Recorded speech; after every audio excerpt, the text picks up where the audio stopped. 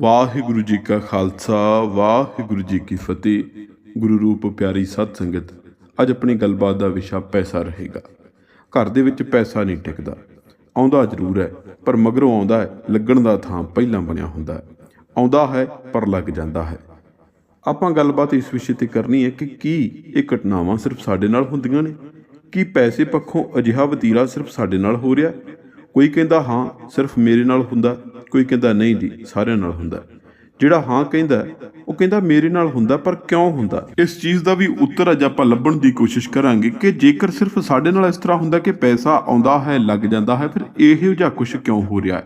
ਕੀ ਕਰੀਏ ਕਿ ਪੈਸਾ ਟਿਕਣ ਲੱਗ ਪਵੇ, ਇਸ ਮਸਲੇ ਦਾ ਹੱਲ ਹੋ ਜਾਵੇ। ਸੋ ਇਸ ਵਿਸ਼ੇ ਤੇ ਅੱਜ ਆਪਾਂ ਖੁੱਲ੍ਹ ਕੇ ਗੱਲਬਾਤ ਕਰਦੇ ਹਾਂ, ਵਿਸਥਾਰ ਦੇ ਵਿੱਚ ਕਰਾਂਗੇ।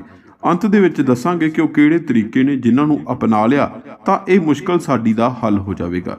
ਫਿਰ ਸਿਰਫ ਆਏਗਾ, ਲੱਗੇਗਾ ਬਹੁਤ ਘੱਟ। ਲੱਗੇਗਾ ਤਾਂ ਹੈ ਪਰ ਘੱਟ, ਕਿਉਂਕਿ ਦੇਖੋ ਅੱਜ ਦੇ ਦੌਰ ਦੇ ਵਿੱਚ ਪੈਸਾ ਨਾ ਲੱਗੇ ਇਹ ਸੰਭਵ ਨਹੀਂ। ਸਿਆਣੇ ਪੁਰਸ਼, ਸਮਝਦਾਰ ਲੋਕ, ਵਿਦਵਾਨ ਲੋਕਾਂ ਤੋਂ ਲੈ ਕੇ ਸਬਕ ਵੀ ਇਹਦੇ ਵਿੱਚ ਸ਼ਾਮਲ ਕਰਾਂਗੇ। ਨਾਲ ਹੀ ਮੌਜੂਦਾ ਦੌਰ ਬਾਰੇ ਗੱਲ ਕਰਾਂਗੇ। ਪਹਿਲਾ ਸਵਾਲ ਸਾਡਾ ਇਹ, ਅਕਸਰ ਕੀ ਆਪਾਂ ਮਨ ਵਿੱਚ ਸੋਚਦੇ ਹਾਂ ਕਿ ਮੈਂ ਇਕੱਲਾ ਪ੍ਰਭਾਵਿਤ ਨਹੀਂ, ਪਰ ਨਹੀਂ। ਜਦੋਂ ਆਪਾਂ ਆਪਣੇ ਆਲੇ ਦੁਆਲੇ ਦੇਖਦੇ ਹਾਂ ਤਾਂ ਸਾਡੇ ਵਰਗੇ ਬਹੁਤ ਨੇ। ਆਈ ਚਲਾਈ ਹੁੰਦੀ ਹੈ ਜਿਨ੍ਹਾਂ ਦੀ, ਜਿਹਨੂੰ ਅੰਗਰੇਜ਼ੀ ਦੇ ਵਿੱਚ ਕਹਿ ਦਿੰਦੇ ਆ ਜੀ ਸਾਡਾ ਹੈਂਡ ਟੂ ਮਾਊਥ ਹੈ। ਕਿਉਂਕਿ ਮਹਿੰਗਾਈ ਲਗਾਤਾਰ ਵੱਧ ਰਹੀ ਹੈ ਪਰ ਕਮਾਈ ਉਸ ਤੇਜ਼ੀ ਨਾਲ, ਉਸ ਗਤੀ ਨਾਲ ਵੱਧ ਨਹੀਂ ਰਹੀ। ਇਸ ਲਈ ਅਸੀਂ ਇਸ ਕਤਾਰ ਦੇ ਵਿੱਚ ਇਕੱਲੇ ਨਹੀਂ, ਸਾਡੇ ਵਰਗੇ ਹੋਰ ਵੀ ਬਹੁਤ ਨੇ।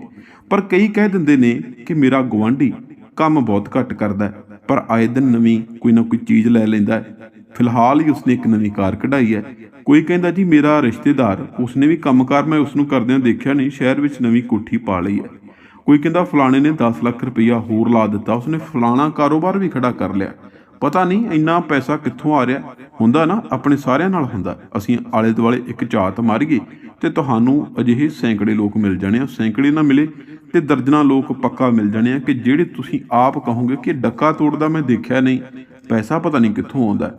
ਕਈਆਂ ਬਾਰੇ ਤੁਸੀਂ ਆਪ ਕਹਿੰਦੇ ਹੋਵੋਗੇ ਕਿ ਇਹ ਬਹੁਤ ਖੁੱਲ੍ਹੇ ਦਿਲ ਨਾਲ ਪੈਸਾ ਉਡਾਉਂਦਾ ਹੈ, ਫਿਰ ਵੀ ਇਹਦੇ ਕੋਲੇ ਪੈਸਾ ਮੁੱਕਦਾ ਨਹੀਂ, ਪੈਸੇ ਦੀ ਕਮੀ ਨਹੀਂ ਆਉਂਦੀ। ਐਡਾ ਕੋਈ ਲੰਮਾ ਚੌੜਾ ਕਾਰੋਬਾਰ ਵੀ ਨਹੀਂ।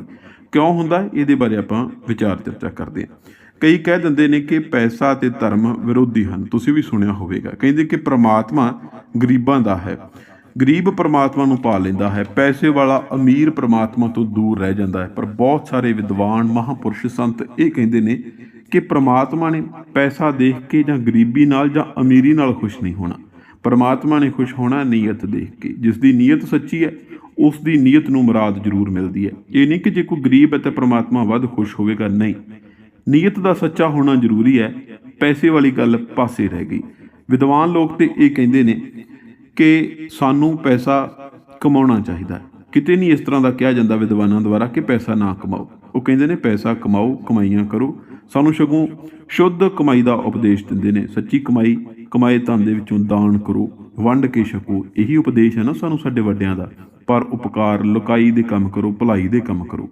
ਇਹੀ ਸਾਡੇ ਗੁਰੂਆਂ ਦਾ ਵੀ ਉਪਦੇਸ਼ ਹੈ। ਪਹਿਲਾਂ ਚਰਚਿਤ ਗੱਲਾਂ ਤੇ ਝਾਤ ਮਾਰ ਲੈਂਦੇ ਹਾਂ ਜਿਨ੍ਹਾਂ ਬਾਰੇ ਅਕਸਰ ਕਿਹਾ ਜਾਂਦਾ ਕਿ ਇਹ ਕੰਮ ਕਰ ਲਵੋ ਤੇ ਘਰ ਵਿੱਚ ਪੈਸਾ ਟਿਕਣ ਲੱਗ ਜਾਵੇਗਾ। ਸਭ ਤੋਂ ਪਹਿਲਾਂ ਤਾਂ ਇਹ ਕਿਹਾ ਜਾਂਦਾ ਹੈ, ਕਈ ਪ੍ਰਾਤਨ ਪੁਸਤਕਾਂ ਦੇ ਵਿੱਚ ਇਸ ਚੀਜ਼ ਦਾ ਜ਼ਿਕਰ ਹੈ ਕਿ ਸਵੇਰੇ ਸੂਰਜ ਚੜ੍ਹਨ ਤੋਂ ਪਹਿਲਾਂ, ਚਾਹੇ 10 ਮਿੰਟ ਪਹਿਲਾਂ, ਚਾਹੇ 15 ਮਿੰਟ, ਚਾਹੇ ਅੱਧਾ ਘੰਟਾ ਪਹਿਲਾਂ, ਉਹ ਜ਼ਿਕਰ ਕਰਦੇ ਨੇ ਕਿ ਸੂਰਜ ਚੜ੍ਹਨ ਤੋਂ ਪਹਿਲਾਂ ਆਪਣੇ ਘਰ ਦੇ ਅੰਦਰ, ਜੇ ਅੰਦਰ ਨਹੀਂ ਤਾਂ ਘਰ ਦੇ ਨੇੜੇ ਲੱਗੇ ਪੌਦਿਆਂ ਨੂੰ, 2-4 ਪੌਦਿਆਂ ਨੂੰ ਪਾਣੀ ਜ਼ਰੂਰ ਦਿਓ। ਉਹ ਕਹਿੰਦੇ ਨੇ ਕਿ ਇਸ ਤਰ੍ਹਾਂ ਕਰਨ ਦੇ ਨਾਲ ਤੁਹਾਡੇ ਘਰ ਵਿੱਚ ਪੈਸਾ ਵੱਧ ਆਵੇਗਾ ਤੇ ਘਰੋਂ ਬਾਹਰ ਨਿਕਲੇਗਾ ਘੱਟ। ਜੇਕਰ ਤੁਸੀਂ ਦਿਮਾਗ ਲਾ ਕੇ ਇਸ ਤੱਥ ਦੀ ਘੋਖ ਕਰੋ, ਪੜਤਾਲ ਕਰੋ, ਤਾਂ ਤੁਹਾਨੂੰ ਇੱਕ ਗੱਲ ਸਮਝ ਆਵੇਗੀ ਕਿ ਪੈਸੇ ਨੇ ਪੌਦਿਆਂ ਚੋਂ ਨਹੀਂ ਨਿਕਲਣਾ ਜਾਂ ਪੌਦਿਆਂ ਨੂੰ ਦਿੱਤੇ ਪਾਣੀ ਚੋਂ ਨਹੀਂ ਨਿਕਲਣਾ। ਜਿਸ ਵੀ ਸਿਆਣੇ ਨੇ, ਵਿਦਵਾਨ ਨੇ ਇਹ ਗੱਲ ਜਾਂ ਇਹ ਕਹਾਵਤ ਪ੍ਰਚਲਿਤ ਕੀਤੀ ਹੋਵੇਗੀ ਨਾ, ਉਸ ਦੇ ਪਿੱਛੇ ਉਸਦਾ ਇੱਕ ਮੁੱਖ ਕਾਰਨ ਇਹ ਰਿਹਾ ਹੋਵੇਗਾ ਕਿ ਸੂਰਜ ਚੜ੍ਹਨ ਤੋਂ ਪਹਿਲਾਂ ਇਹ ਬੰਦਾ ਉੱਠ ਪਵੇ। ਦੂਸਰੀ ਗੱਲ, ਉੱਠਣ ਨੂੰ ਤਾਂ 100 ਲੋਕ ਉੱਠ ਪੈਂਦੇ ਨੇ ਸੂਰਜ ਚੜ੍ਹਨ ਤੋਂ ਪਹਿਲਾਂ, ਪਰ 15 ਮਿੰਟ ਬਾਅਦ ਜਾਂ 5-7 ਮਿੰਟ ਬਾਅਦ ਫਿਰ ਸੌਂ ਜਾਂਦੇ ਨੇ। ਕਿਉਂਕਿ ਉਹ 5-10 ਮਿੰਟ ਹੁੰਦੇ ਨੇ ਜਿਹੜੇ, ਉਦੋਂ ਨੀਂਦ ਦੁਬਾਰਾ ਆ ਜਾਂਦੀ ਹੈ। ਪਰ ਜੇ ਉਸਨੇ ਹਰਕਤ ਕੀਤੀ, ਉੱਠ ਕੇ ਬਾਹਰ ਗਿਆ, ਅੰਦਰ ਗਿਆ, ਉੱਥੋਂ ਜਾ ਕੇ ਪਾਣੀ ਭਰਿਆ, ਪਾਣੀ ਦਿੱਤਾ, ਇੰਨੀ ਜਦੋਂ ਕਿਰਿਆ ਕਰਦਾ ਹੈ, ਇਸ ਸਮੇਂ ਦੇ ਵਿੱਚ ਨੀਂਦ ਫਿਰ ਛੂ ਮੰਤਰ ਹੋ ਜਾਂਦੀ ਹੈ। ਫਿਰ ਨੀਂਦ ਆਵੇਗੀ ਤੁਹਾਨੂੰ ਰਾਤ ਨੂੰ। ਇਸ ਕਰਕੇ ਇਹ ਕਹਾਵਤ ਕਿਸੇ ਨੇ ਸੋਚ ਸਮਝ ਕੇ ਕਰੀ ਹੋਵੇਗੀ। ਸੋ ਆਪਾਂ ਇਸ ਗੱਲ ਦੇ ਵਿੱਚੋਂ ਇੰਨੀ ਕੁ ਚੀਜ਼ ਲੈਣੀ ਹੈ ਕਿ ਅਸੀਂ ਉੱਠਣਾ ਹੈ। ਤੇ ਉੱਠ ਕੇ ਦੁਬਾਰਾ ਸੌਣਾ ਨਹੀਂ। ਪੌਦਿਆਂ ਨੂੰ ਪਾਣੀ ਦੇਣਾ ਜੀ ਸਦਕੇ ਦਿਓ, ਪਰਮਾਤਮਾ ਦੀ ਬਣਾਈ ਹੋਈ ਚੀਜ਼ ਨੇ, ਕੁਦਰਤ ਦਾ ਅੰਗ ਨੇ। ਇਸ ਕਰਕੇ ਪੌਦਿਆਂ ਨੂੰ ਤੁਸੀਂ ਪਾਣੀ ਦੇ ਸਕਦੇ ਹੋ। ਨਹੀਂ ਵੀ ਦੇਣਾ ਤਾਂ ਉੱਠ ਕੇ ਇਸ਼ਨਾਨ ਕਰੋ, ਪਰਮਾਤਮਾ ਦਾ ਨਾਮ ਜਪੋ ਤੇ ਆਪਣੇ ਕੰਮਾਂ ਤੇ ਲੱਗ ਜਾਓ। ਜਿਹੜਾ ਇਨਸਾਨ ਅੰਮ੍ਰਿਤ ਵੇਲੇ ਉੱਠਦਾ ਹੈ, ਸੂਰਜ ਚੜ੍ਹਨ ਤੋਂ ਪਹਿਲਾਂ ਉੱਠਦਾ ਹੈ, ਉਹਦੇ ਕੋਲ ਲੋਕਾਂ ਨਾਲੋਂ ਵੱਧ ਸਮਾਂ ਹੈ, ਉਹਦੇ ਕੋਲ ਲੋਕਾਂ ਨਾਲੋਂ ਵੱਧ ਘੰਟੇ ਹਨ। ਹੁਣ ਦੂਜੇ ਨੁਕਤੇ ਤੇ ਝਾਤ ਮਾਰ ਲੈਂਦੇ ਹਾਂ। ਦੂਜੀ ਗੱਲ, ਆਮ ਤੌਰ ਤੇ ਪੁਰਾਤਨ ਥਾਵਾਂ ਤੇ ਪੁਰਾਤਨ ਗਥਾਵਾਂ ਦੇ ਵਿੱਚ ਇਹ ਪ੍ਰਚਲਿਤ ਹੁੰਦੀ ਹੈ ਕਿ ਚੁਗਲੀ ਨਿੰਦਿਆ ਕਰਨ ਵਾਲੇ ਲੋਕਾਂ ਕੋਲ ਜਿਹੜੇ ਲੋਕ ਖੜਦੇ ਹਨ ਨਾ, ਉਹਨਾਂ ਦੇ ਘਰੇ ਪੈਸਾ ਬਹੁਤ ਘੱਟ ਟਿਕਦਾ। ਇਹ ਗੱਲ ਵੀ ਕਿਸੇ ਸਿਆਣੇ ਨੇ ਸੋਚ ਸਮਝ ਕੇ ਪ੍ਰਚਾਰੀ ਹੋਵੇਗੀ।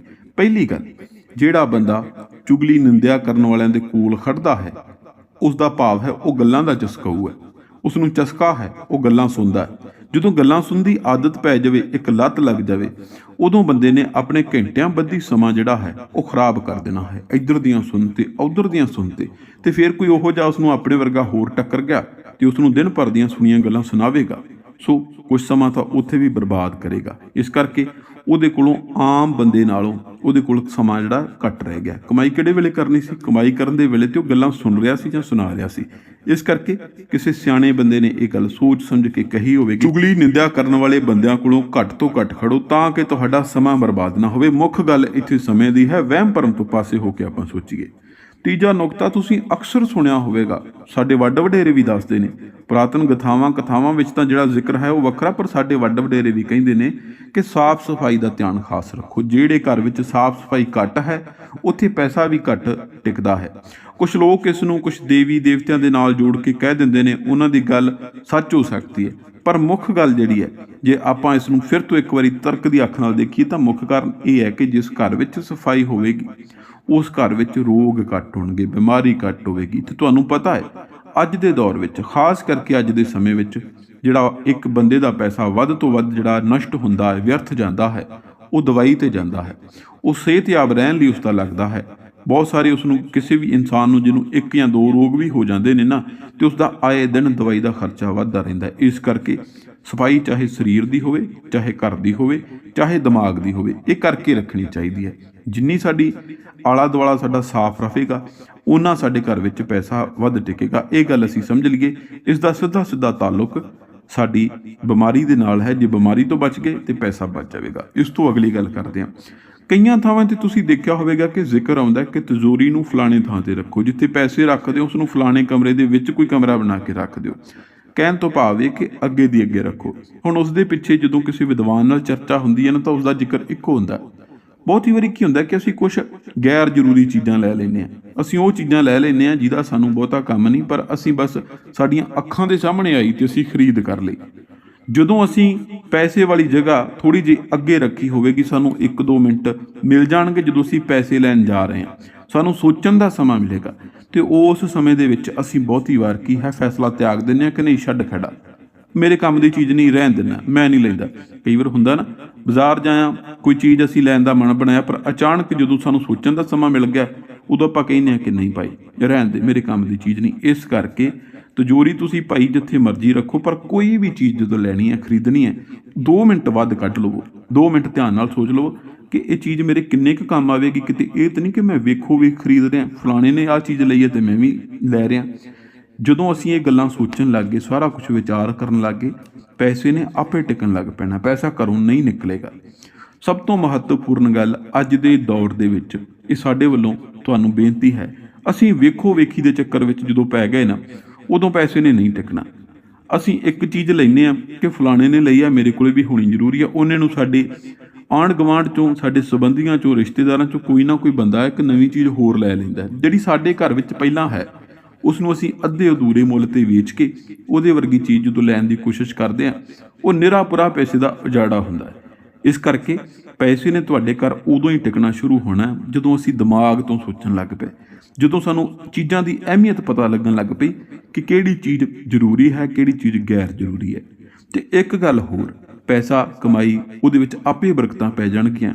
ਜਦੋਂ ਸਵੇਰੇ ਇਸ਼ਨਾਨ ਕਰਕੇ ਵਾਹਿਗੁਰੂ ਜੀ ਦੇ ਅੱਗੇ ਅਰਦਾਸ ਕਰਨੀ ਹੈ, ਉਦੋਂ ਬੇਨਤੀ ਕਰ ਦਿਓ ਕਿ ਪ੍ਰਮਾਤਮਾ, ਮੈਂ ਭਲਾਈ ਦੇ ਕੰਮ ਵੀ ਕਰਾਂਗਾ, ਕਮਾਈ ਦੇ ਵਿੱਚੋਂ ਲੁਕਾਈ ਦੇ ਕੰਮ ਵੀ ਕਰਾਂਗਾ। ਇਸ ਕਰਕੇ ਮੇਰੀ ਕਮਾਈ ਦੇ ਵਿੱਚ ਬਰਕਤਾਂ ਪਾ, ਵਾਧੇ ਕਰ।